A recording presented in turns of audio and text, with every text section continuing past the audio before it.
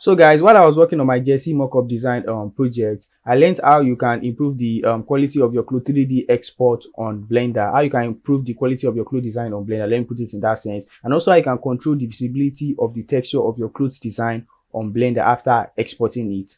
So that is what I'm going to explain in this video. But if you're interested in any of my Jesse mockup or any of my mockup design, you can always click the link in the description box to purchase them. So let's get right to business. But before we continue, don't forget to click on the subscribe button and also on the notification bell to get more videos. So let me just start from the basics now. So this is my Jesse design. This is one of my Jesse design that's available there. So I'll be exporting this as Alembic and I'll import it to Blender. So just make sure that your UV editor is fully arranged. Can you see it's arranged?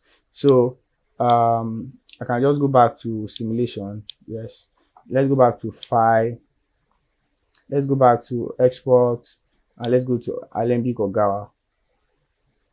So as I'm going to export this Alembic or Gawa, I'll just put it out here randomly. So okay, let me just put Jesse 1111. Let me just put just 11 and save it.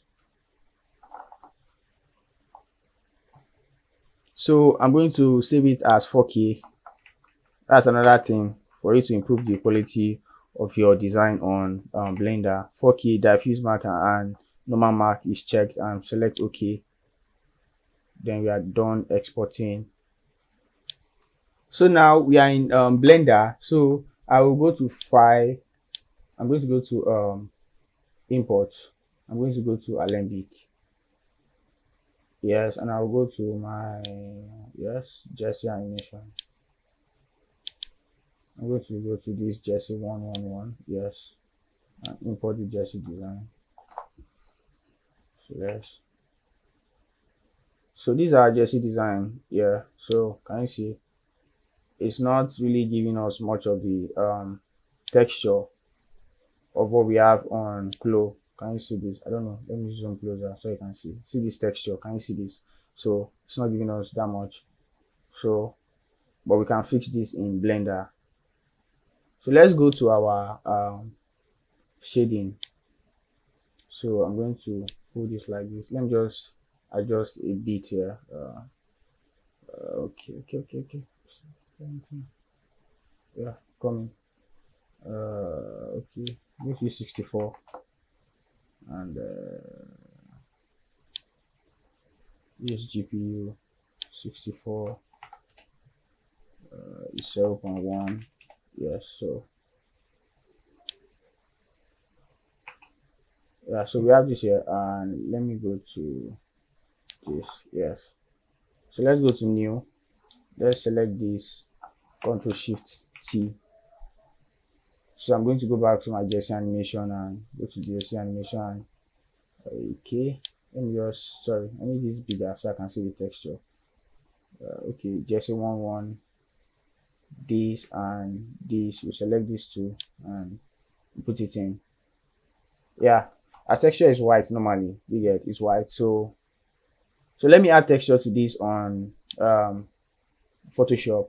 So I'm going to select open. That's if you want to add texture to it on Photoshop. But then if you've textured it on Clo3D, then you don't need to go through this process. You can just skip it to the next part where I'll explain the most important information. So let me open the file.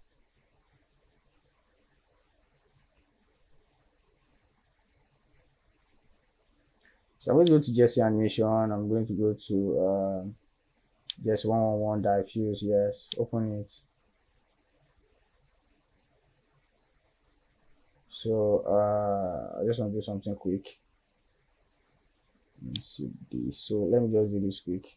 Drag this shape and just put it in like this. Okay. Clip to mask. Change color to probably red. Get brown. Maybe red is bright, but anyhow. So let me add the graphic. I'm going to go to picture. Yes, this and this.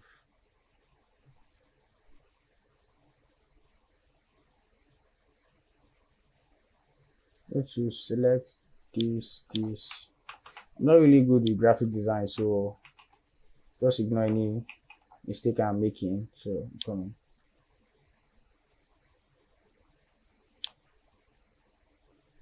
And this is the front, yes. So okay. I'll just put both of them together, not to waste our time. I don't waste our time, so I'm supposed to put this over so that it won't, yes. Yeah, even though I pull it down, exactly. So let me do Control C, Control V. Let me put it here, yes.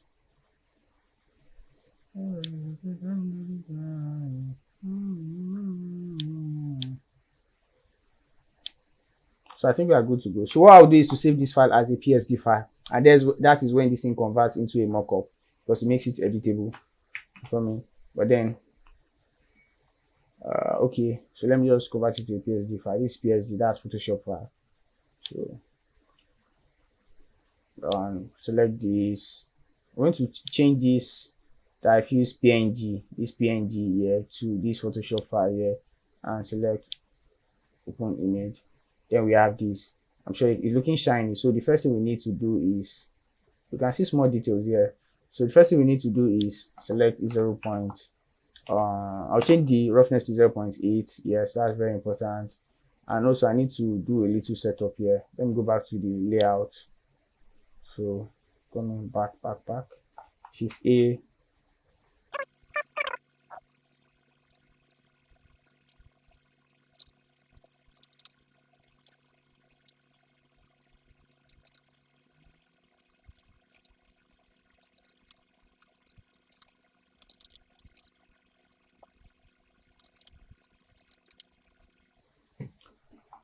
Okay, then we are good to go. So let me go back to the shading, select this. Yeah, so and I'm going to go to cycles.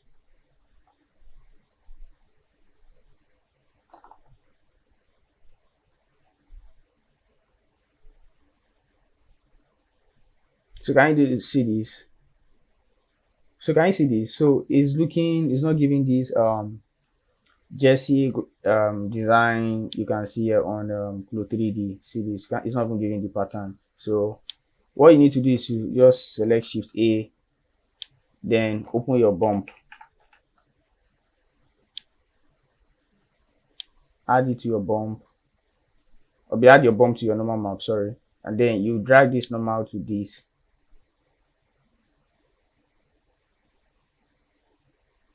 And maybe you can see, let me zoom closer so you can see what I'm saying. Can you see this? You can see this. So this is what you see here. See all the pattern here, or the pattern of the fabric here. So what you can do is that you can adjust the strength. It's the strength you can use to control the visibility of the texture. I feel like this one is too much, and it has also like changed the color, the actual color of the graphics placed on the Clo design. Do you get? So on the of this model, sorry. So what you can do, most time the value I use for mine is 0.325. Yes, it's still showing here. I know you can see the pattern here, you can see this, but if you feel like, oh, it's not still visible enough, you can increase it to probably 0.4 or 0.5. So when you take a very close render, your viewers can see all these patterns or this fabric visibility. Let me drag it up. That's what I'm saying.